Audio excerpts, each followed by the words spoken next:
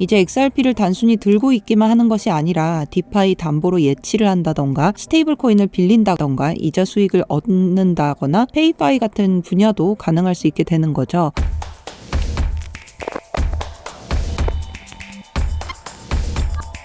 안녕하세요. 코빗 인사이트의 최윤영입니다. 오늘 영상에서는 오랜만에 XRP에 대한 업데이트를 해보려고 합니다. XRP는 빠르고 저렴한 국제 송금을 위해서 설계된 블록체인으로 그동안 10년 넘게 전 세계 금융기관의 송금 인프라 역할을 할 것으로 기대를 모았습니다. 하지만 디파이, NFT, 스마트 컨트랙트 같은 어떤 트렌드에서는 상대적으로 소외되어 있었던 게 사실인데요. 그런데 최근 이런 흐름을 바꿀 만한 기술적 변화가 나타났습니다. 바로 XRPL EVM인데요. 이 사이드 체인은 이더리움과 완전히 호환되는 구조로 설계가 되고 디파이, NFT, 그리고 다양한 스마트 컨트랙트를 XRP 생태계 안에서 구현할 수 있게 해줍니다. 기존 XRP 레저의 안정성과 속도를 유지하면서 EVM 환경의 유연성을 더한 구조이고요. 블록 생성 속도나 수수료 측면에서도 매우 효율적이기 때문에 XRP가 안정성은 그대로 유지하면서도 이제는 이더리움처럼 DApp도 만들고 디파이도 할 수 있는 길이 열린 겁니다. 이미 수십 개의 프로젝트가 이 생태계에 참여를 예고한 상황이고요. XRP의 다음 챕터가 굉장히 역동적인 시기가 될 것이라는 기대도 커지고 있습니다.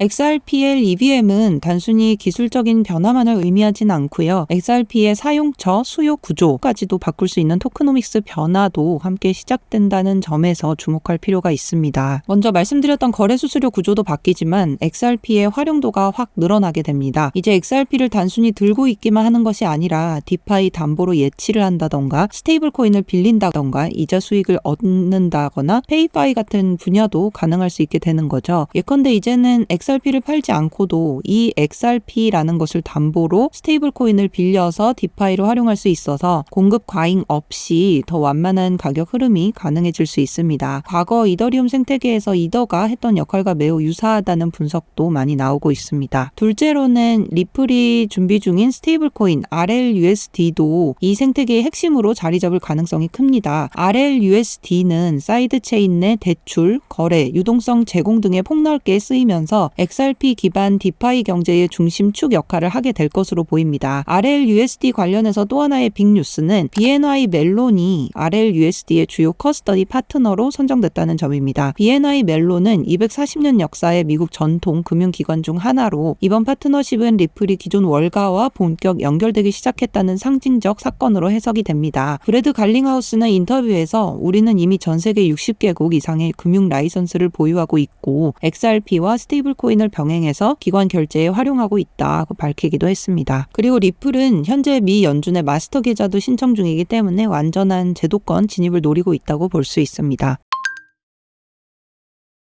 최근 미국 상원 청문회에 리플 CEO죠. 브래드 갈링하우스가 증인으로 출석하면서 XRP가 처음으로 공식 무대에 등장했습니다. 그는 XRP는 이미 전 세계 은행들과 협력해서 빠르고 저렴한 결제 수단으로 사용되고 있다면서 글로벌 실사용 사례를 강조하기도 했는데요. 한편 엘리자베스 워렌 상원 의원은 토큰화된 주식의 잠재적 위험성을 지적하면서 여전히 반크립토 성향을 이어갔지만 체인앨러시스 쪽에서는 블록체인 기반 불법 활동은 전체의 1% 미만이라며 반박했고 블록체인의 투명성과 효율성이 다시 한번 부각되는 계기가 됐습니다.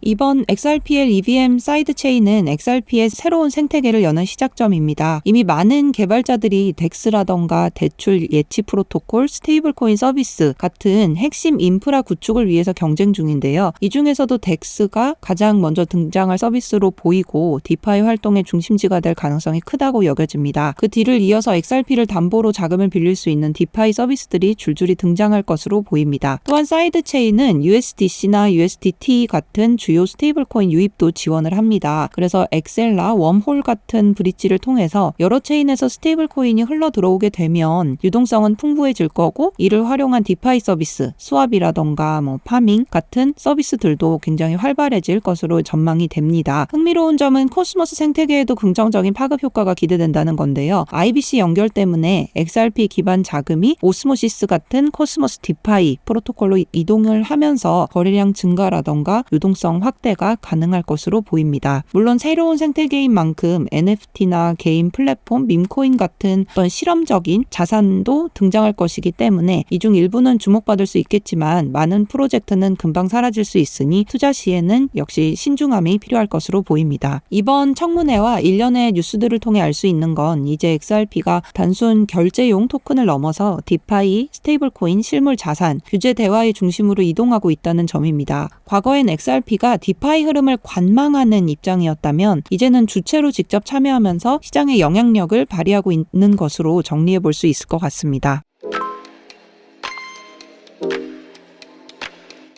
오늘 영상은 여기까지고요. 궁금하신 부분은 댓글로 남겨주시면 답변 드리겠습니다. 감사합니다.